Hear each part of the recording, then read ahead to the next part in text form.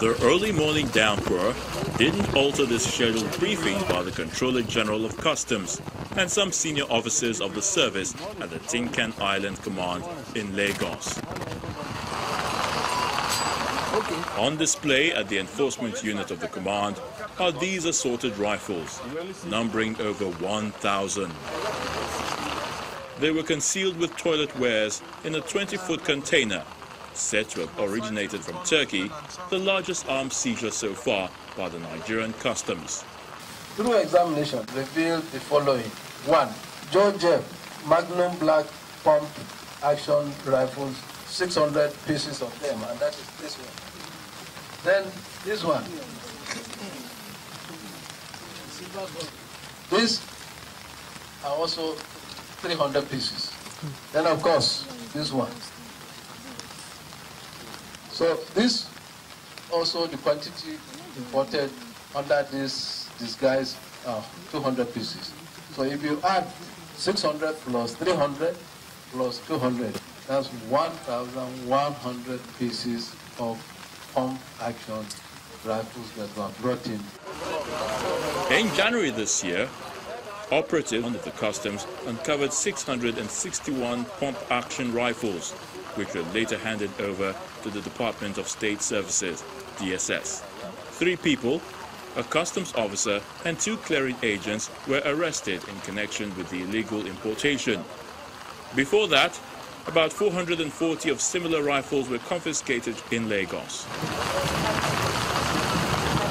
While commending the effort of the operatives on their success, the Controller General of Customs, Hamid Ali, asked the officers to remain vigilant at all times. From now on, thanks to the law, we will effect the law as it is. All shippers, all ships that brings in such goods, if they are on our port before we discover this, if we discover this while they are in, we will detain them, because that's what the law says. If not, we will block them from our system completely.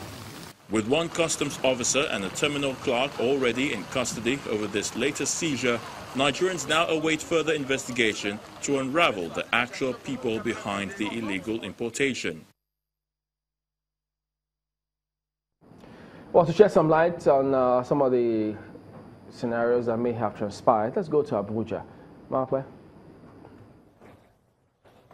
Well, thank you, Chamberlain. I have with me Deputy Controller Joe Atta, who is the Public Relations Officer of Nigeria Customs. You're welcome to Sunrise Daily. Thank you, Markwe. Good morning, viewers. Good morning. Well, I'm sure that the Nigerian Customs must have been, very happy that they were able to intercept such a huge cache of arms. Was that the feeling amongst members of Nigerian Customs? Yes, we are happy that we were able to intercept this. But as Nigerians, we are not happy that there are still elements who think that they can get away with this kind of import into the country. For a number of Nigerians, though, for them it's concern. They are very worried. And because this is not the first time the Nigerian Customs is intercepting such a huge cache. Yeah. First of all, they wonder what has become of the investigations of the previous 2 that were intercepted.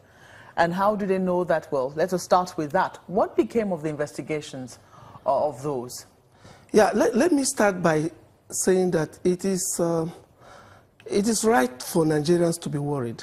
As I said earlier, as Nigerians ourselves, we are worried that there are people who can, plan to bring such deadly and very dangerous weapons into the country.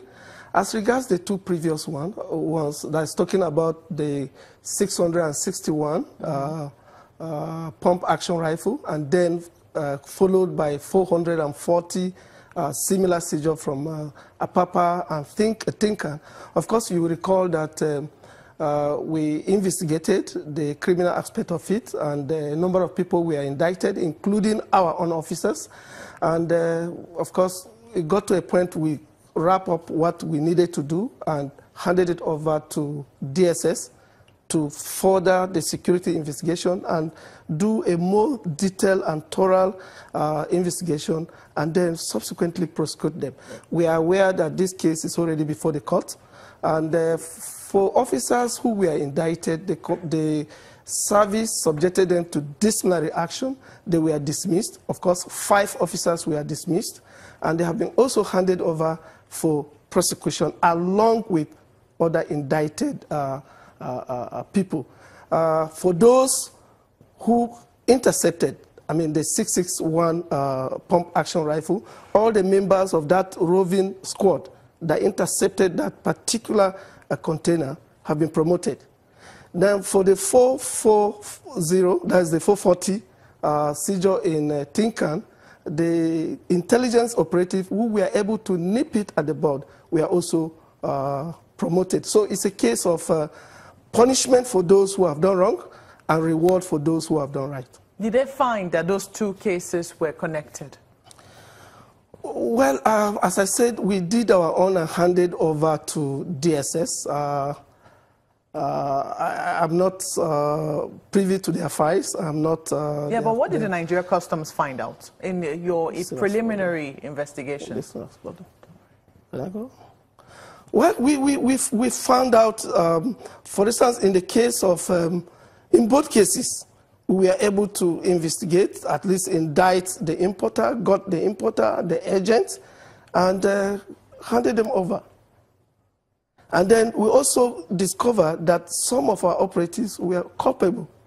We indicted them, subjected them to disciplinary action, got them dismissed, and of course, they are also going to be prosecuted. Were your own agents aware of the content of the containers? Agents?